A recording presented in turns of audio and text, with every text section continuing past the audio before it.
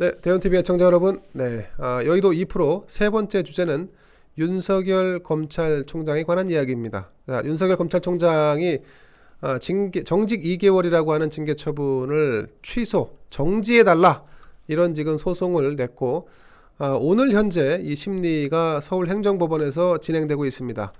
윤석열 총장은 지난번 추미애 장관이 직무배제를 했을 때 그 조치를 정지해달라고 하는 가처분을 했었고, 그때는 이른바 그게 인용이 돼서 승소했죠. 그래서 바로 업무에 복귀한 바 있습니다. 자, 오늘 같은 경우는 대통령까지 재가를 했다는 점에서 조금 더 그 법원이 심사숙고를 하지 않을까. 그래서 서울행정법원 그 홍순욱 재판장이 아마 오늘은 결정을 못 내릴 것 같고요. 아마 내일이나 모레 크리스마스를 목전에 두고 아마 결정을 내리지 않을까 싶습니다. 어쨌든 윤석열 총장 측 주장은 그 핵심은 이렇습니다. 억측으로 징계를 만들었다. 자, 이번 징계 조치로 검찰총장이 회복하기 힘든 손해를 입을 수 있으며 또한 징계 절차 과정이 위법했다라고 주장을 하고 있습니다. 자, 총장의 징계 사안에 연루된 것으로 알려진 신성식 대검찰청 반부패 강력부장, 이 사람이 이제 징계위에 참여한 것도 공무원 징계령 위반이다. 또 정한중 외대교수인데 징계위원장을 대리했지 않습니까? 이것을 임명한 절차도 이게 좀 정상적이지 않고 절차상 하자가 있다라고 하는 게 윤 총장 측의 주장입니다. 이런 내용만 딱 들어보면 그러면 행정법원에서 또 윤 총장 손을 들어줄 수도 있겠네, 들어주겠네 라고 이제 생각이 들 수 있는데, 자, 그런 거 아랑곳하지 않고 우리 윤 총장은 개를 끌고 망중한을 즐긴다고 해야 되나요? 자, 개를 끌고 산보를 하는가 하면 인근 마트에 장을 보러 가는 장면이 포착이 됐고, 또 심술궂은 언론들이 그걸 일일이 또 촬영을 해서 보도를 하고 있습니다. 자, 흔들림 없이 자기 길을 가겠다, 이런 그 약간 쿨한 모습이랄까, 아니 별로 개의치 않아, 나 원래 그런 사람이야, 이런 모습 같기도 하고. 어떻게 보셨습니까? 평상시 모습인 것 같아요. 그렇죠. 네. 저도 저 양반 설해마을에서 점심 때 보면 이제 설해마을 거기 와가지고 이제 서울지검장 할 때 와서 밥 먹고 그런 걸 봤었거든요. 식당에 와서 밥 먹고 그러면 그냥 털털해요. 그냥 늘 말씀드리지만 좀 그냥 나 스타일 그냥 있는 거, 스타일을 유지하고 인관된 거죠. 그냥 세상이 어떻게 돌아가는지 간에 나는 나 방식대로 사는 거죠. 며칠 전에 이제 환갑을 지냈지 않습니까? 그래서 그런지 이건 동네 아저씨 같기도 하고 말이죠. 전혀 무슨 세상을 호령했던 그 특수통 검사 검찰총장 같은 느낌은 또 없어요. 아니 다 저래요. 동네에서 만나면 아무리 높은 사람들도 휴일에 동네에서 만나면 다 저래요. 그냥 동네 아저씨지 그렇군요. 저희도 그쪽 동네에서 이제 국회에서 이제 하시는 분들은 이제 다선 의원들 이런 분들 뵙고 저기 내각에 계신 분들도 뵙고 그러지만 현직에 계실 때도 뵙고 그러지만 평상시에 사무실에 있을 때야 그러지 그냥 개인적으로 만나고 동네에서 만나서 이렇게 차 한잔하고 밥 먹으면 동네 아저씨예요. 그렇군요. 그렇죠. 아니 이주호 장관은 아직 환갑은 안 되셨죠? 아직 환갑 전이시든가 그럴 거예요. 거기 학번상으로 보면 거의 이제 얼추 됐을 때가 됐는데. 근데 이제 전에 이제 제가 왜 그걸 여쭙냐면 장경상 프로님이 이제 이주호 장관님도 한번 모셨었는데 이주호 장관님 스타일 같은 경우는 이런 스타일은 아니실 것 같은데요? 그렇죠. 그분은 이제 교수시기도 하고. 일반 사람들하고 많이 접하는 학생들하고 젊은 사람들하고 많이 접하잖아요. 그렇죠. 그러니까 이제 스타일 자체 본인 자신도 스타일 자체도 좀 약간 좀 젊은 스타일이고 일하는 내용이 다르니까. 그렇죠. 그래서 제가 이제 왜 그 질문을 드렸냐면 윤석열의 저 스타일이라는 게 검사를 오래 하고 공직자를 오래 하고 자기 스타일대로 인생을 살아온 사람들의 캐릭터로 보여요.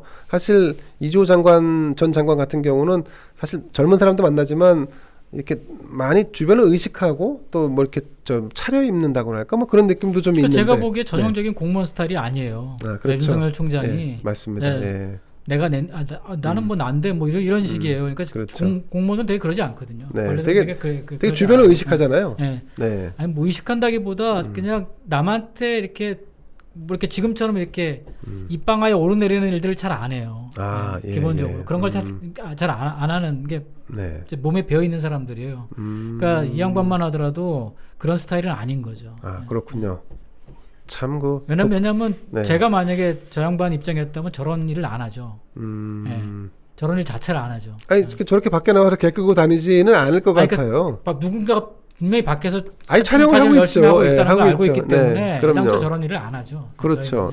저희는 새 가슴이라 저런 안 합니다. 아니면 이제 저 아파트에 지하 주차장이 있는데 거기다가 이제 차에다가 개를 태우고 어디 야외에 나가서 이렇게 뭐 산책 겸 이렇게 할 수 있지. 보란 듯이 지금 서초동에서 바로 앞이 지금 법원이고 검찰청이지 않습니까? 아니, 저가 만약에 저런 입장이었으면 옛날에 사표 냈어요. 저는 뭐 그런 거를 그냥 뭐 꼴보기 싫으면 그냥 내가 떠나지. 절에서 버티지는 않아요. 저를 지금 중이 떠나야지 뭐 이러면서 떠나죠. 저는 떠날 쪽을 택해요. 그렇죠. 구차함을 별로 이렇게 그거 하지 않는데 저 양반은 그런 거 보면은 되게 독특한 캐릭터긴 해요. 여기 이분은 뭐 전혀 나갈 의사가 없으십니다. 끝까지 저희가 늘 말씀드렸잖아요. 저분은 그 목적성이라는 게 다르다고. 그렇죠. 그리고 윤석열을 응원하는 분들의 바람이라는 것도 계속 윤석열 총장이 검찰에 남아주기를 기대하는 바가 크고 궁극적으로는 그 대선까지 한번 도전해주기를 좀 기대하는 것도 있습니다. 어쨌든 저는 뭐 그냥 보는 게 재밌잖아요. 문재인 추미애 괴롭히는 게 유일하게 저 사람밖에 없으니까 재밌잖아요. 그렇죠. 전 싫어 죽겠는데 내가 가서 어떻게 할 수는 없는데 대신 혼내주는 것 같고 계속 버텨주는 게 또 재미잖아요. 또 저는 그걸 괴롭히는 거니까. 맞습니다. 저는 늘 사표 쓰고 나온다 그러지만 예전에 이제 관료들이나 이런 사람들 지난 정부 때 때문에 문제가 됐던 분들 뭐 언론 방송사에 계신 분들한테 자리 지키고 버텨라. 그게 이기는 거다. 늘 제가 입에 달고 살았거든요. 그게 그렇게 괴롭히는 거거든. 왜냐면 쟤네들이 늘 그랬어요. 버팅기고 가서 재판하고 소송 걸고 다 승소하고. 맞습니다. 끝까지 하고요. 이 사람 패턴은 딱 저쪽 팀 패턴이에요. 우파는 저렇게 안 해요. 우파는 그냥 사표 쓰고 나와요. 그렇죠. 우파는 지금까지 다 그랬어요. 지저분한 꼴 못 보거든요. 저렇게 안 해요. 그게 참 독특해. 자, 뭐 그렇다고 해서 뭐 윤석열이 우파가 아니다 이런 말씀 드리는 건 아닙니다. 어쨌든 스타일과 타입이 있는데 그게 좀 유니크하다는 말씀을 드리는 거고. 이쪽에서는 보기 힘든 캐릭터예요. 그렇죠. 자, 리얼미터 조사가 있었습니다. 추미애 장관 사퇴 의사를 밝혔는데 추미애와 함께 윤석열 총장도 사퇴해야 되느냐 그렇지 않느냐 이런 질문을 던졌습니다. 여기에 대해서 동반 사퇴하지 않아도 된다 54.8%, 동반 사퇴해야 한다 38.3%. 제가 근데 이걸 보면서 지역별로 분석을 쭉 해봤습니다. 근데 지역별로 보니까 호남을 제외하고 거의 모든 지역에서 윤 총장의 사퇴가 필요하지 않다. 윤 총장은 계속 일을 해야 한다. 여기 공감대를 형성했는데 이게 말이죠. 이 정치 지형이 이명박 박근혜 대통령 시절에 선거를 압도적으로 대선을 압도적으로 이겼던 때와 비슷합니다. 수치가 거의 수도권도 그렇고 대구, 경북, 그다음 충청까지 거의 한 50% 전후까지 막 이렇게 한 60%까지 나와요. 이게 호남에서만 한 65%, 70%가 동반 사퇴해야 한다라고 하는 주장이 나오고 거의 전국적으로 정치적인 지형이 윤석열을 정점에 두고 이게 과거 이명박 박근혜 정권 시절의 보수 지형으로 약간 회귀하는 듯한 느낌. 이런 게 형성되고 있다는 그런 게 눈길을 끌었습니다. 아니 뭐 숫자상으로는 그럴 수 있는데 본질적으로는 추미애잖아요. 그러니까 이거는 진영과 진영과의 문제로 확대 해석할 수도 있겠지만 더 좁혀서 보면 추미애라는 사람 자체가 그렇게 좋은 사람이 아니라는 거죠. 저 숫자에는 그게 많이 묻어 있다는 거죠. 그러니까 윤석열이 좋으냐 나쁘냐의 문제보다 제일 우선하는 건 뭐냐면 추미애가 개인적으로도 아주 나쁜 사람이라는 거죠, 저거는. 추미애에 대한 반감이 엄청나게 비호감이 굉장히 높다는 거죠. 높다는 거죠. 그렇잖아요. 추미애에 대한 걸 물어보면 다 나쁘게 나와요. 그렇죠. 지금까지 추미애 물어봐가지고 좋게 나온 게 단 한 건도 없어요. 맞습니다. 기본적으로. 그러니까 저거는 뭐 우리가 진영상에 뭔가 지금 큰 지각 변동이 일어났다고 그렇게까지 보기에는 아직은 좀 시기상조일 것 같아요. 근데 저게 이제 큰 트리거가 되느냐, 네. 발단 그게 네. 시작되느냐 하면 그건 맞아요. 네, 방아쇠를 당기느냐. 그런 네. 조짐에 큰 이제 작동하는 시작은 된 것 같아요. 근데 그걸 그렇죠. 앞으로 이제 계속 이게 끊임없이 굴러갈 거냐, 눈덩이처럼 이제 부러질 거냐, 네. 이게 실체가 될 거냐라는 부분은 이제 앞으로 또 지켜봐야 되는 거죠. 자, 오늘 서울행정법원에서 윤석열 총장에 대한 정직 집행정지 신문이 있었는데, 자, 이걸 24일 날 한 번 더 열기로 결정을 했습니다. 자, 보통 이런 그 일종의 가처분 신청, 어떤 행정 조치에 대해서 그걸 정지해 주십사 이렇게 요청을 하는, 법원에 요청을 하는 이런 가처분류의 사건들은 당일 그 하루 신문을 하고 보통 결정을 내리는데, 자, 이 사건이 워낙 중차대한 것인지, 이거 이 자체의 시그널을 어떻게 이해해야 될지 모르겠는데, 제가 이제 두 가지를 볼 수 있을 것 같습니다. 뭐 첫 번째는 우리가 보통 구속영장을 청구할 때 뭐 밤늦게 뭐 이렇게 판사들이 결정을 하지 않습니까? 그게 심사숙고했다는 것을 보여주기 위해서 실제로 들어가서 무슨 법리 해석하고 앉아 있는 게 아니라고 하더라고요. 근데 나 이만큼 심사숙고했어. 그래서 새벽에 그런 결정을 내리는 게 이제 관행처럼 돼 있는데, 지금 이 사건도 워낙 이게 첨예한 사건이고 양측이 대립하고 있고 또 대통령도 걸려 있고 검찰총장도 걸려 있는 사건이기 때문에 심사숙고한다는 것을 보여주기 위한 일종의 쇼잉일 수도 있고, 아니면 이거 윤석열을 살려주고 싶은데 살려줬을 때 올 수 있는 파장에 대해서 한 번 더 고민을 해볼 필요가 있겠다라고 하는 이런 그 고민을 한 것일 수도 있고, 이런 뭐 이렇게 두 가지 관점에서 볼 수 있을 것 같습니다. 우리 장프로님은 법원이 윤석열 총장 손을 들어줄 가능성이 있다고 보십니까? 저는 그 가능성을 좀 낮게 봐요. 그러니까 네. 왜냐하면 그 징계위원회 자체가 네. 정직 2개월을 했을 때, 네. 그러니까 법원에서 판사들이 모여가지고 그 판사들에 대한 뭐 그 말도 안 되는 걸 적용을 해서 네.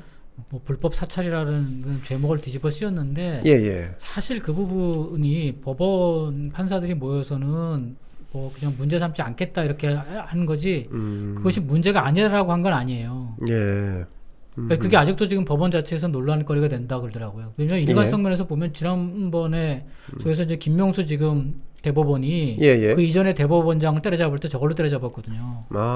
예. 기본적으로. 그래서 다 지금 뭐 대법원 그 행정처장부터 시작해서 다 그래가지고 구속되고 막 그랬었어요.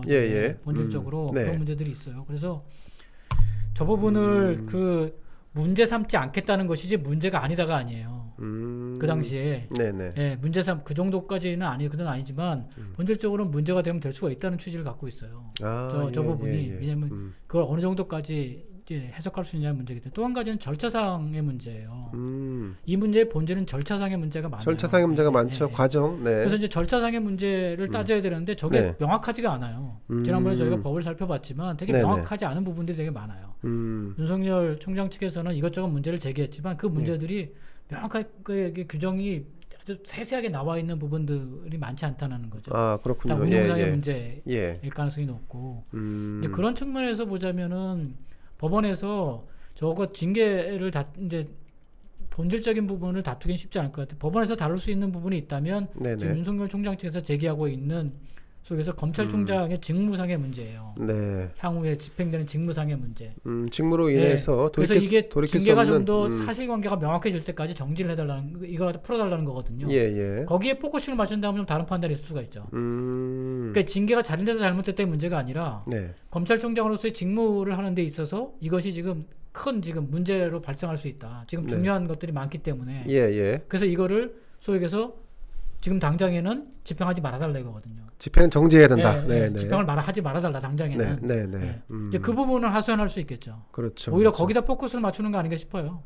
그렇군요. 측에서. 그래서 뭐 징계 자체의 본질적인 사안을 다투기보다는 어떻게 보면 지금 이제 윤석열 총장이 없으면 안 되는 이유.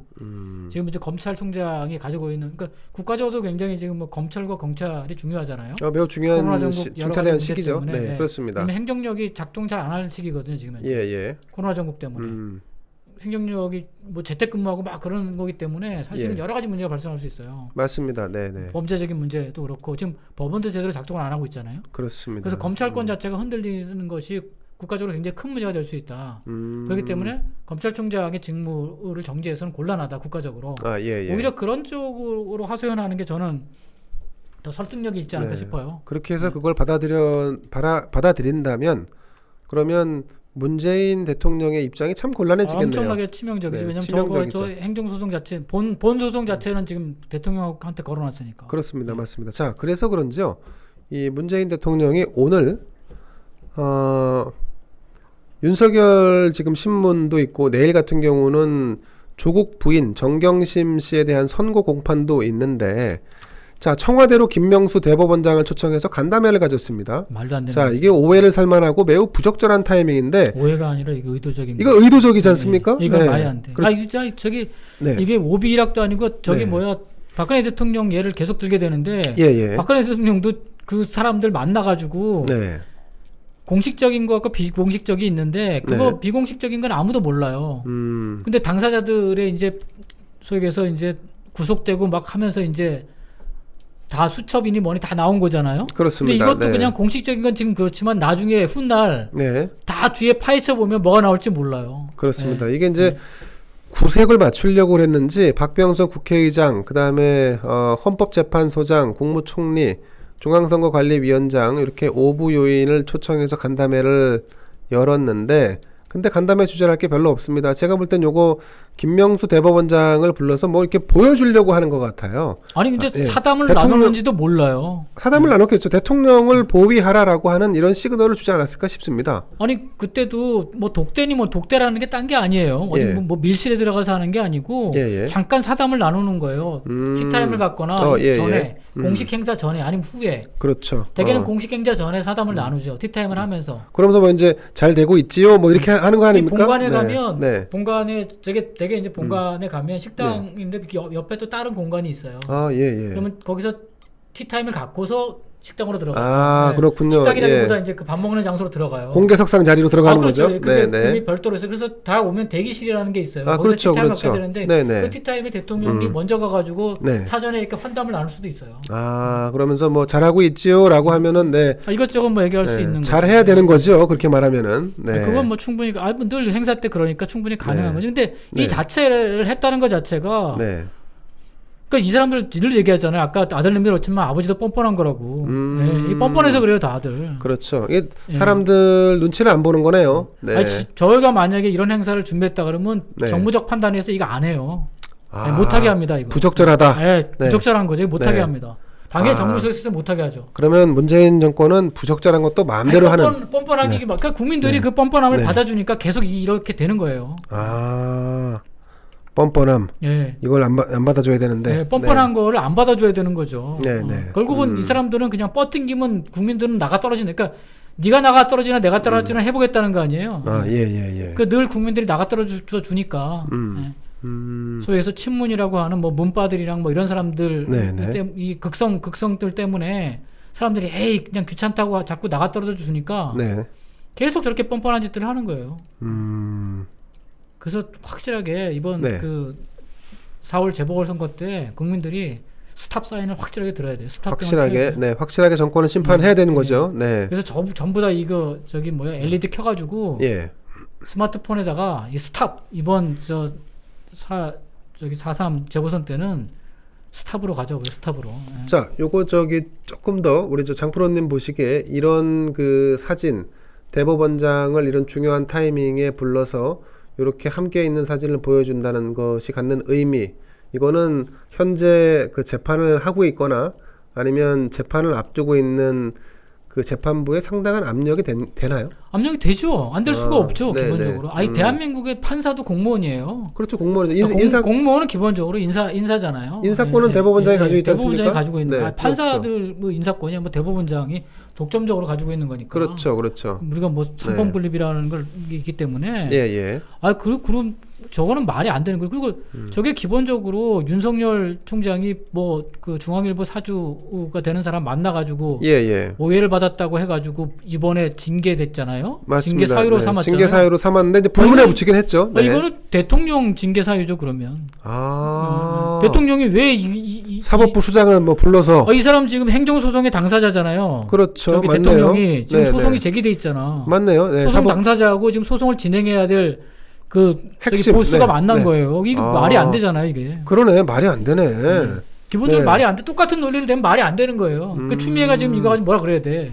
대통령 보고 네. 대통령을 지금 징계해야 돼. 추미애가 지금 대통령 징계를요? 징계해야 돼. 네. 똑같은 이유로.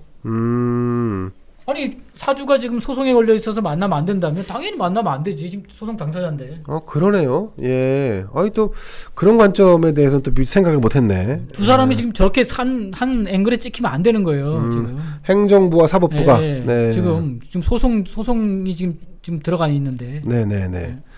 자, 저는 근데 그 윤석열 검찰총장이 그 주변의 사람들이 지금 많이 좀 꼬인다고 합니다. 뭐 그 복수를 위해서 정치를 또 해야 되고 또 구국을 위해서 정치를 해야 되고 또 뭐 보수 우파 진영을 위해서 정치를 해야 된다 이런 얘기를 많이 하는 것 같은데 여전히 좀 의문인 것은 윤석열 총장이 진짜 대선에 출마할 것인지 그리고 대선에 출마한다 손쳐도 대선 레이스를 과연 완주할 수 있을지 거기에 대해서는 이제 확신을 갖기 좀 어렵습니다. 저는 네. 딱 서울시장 선거를 네. 보는 게 서울시장 네. 선거에서 만약에 야권이 지면 네. 그러면 윤석열은 오히려 그게 기회가 될 거예요.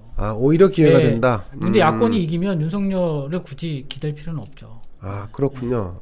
기본적으로. 네네. 그래서 사실은 그 서울시장 선거라고 하는 게 그런 면에서 전체적으로 네. 그 대선 지형에 있어서 네네. 중요한 부분들이 바로 그런 부분들이거든요. 그래서 야권에 현재 있는 모든 대선 주자들이 서울시장 경선에 뛰어들 수밖에 뛰어들어야 된다고 생각하는 게 제가 그 부분 때문에 그래요. 예. 결국은 이 서울시장 선거에서 남아야지만 그 사람들은 다 대선이 있는 것이지. 그렇죠.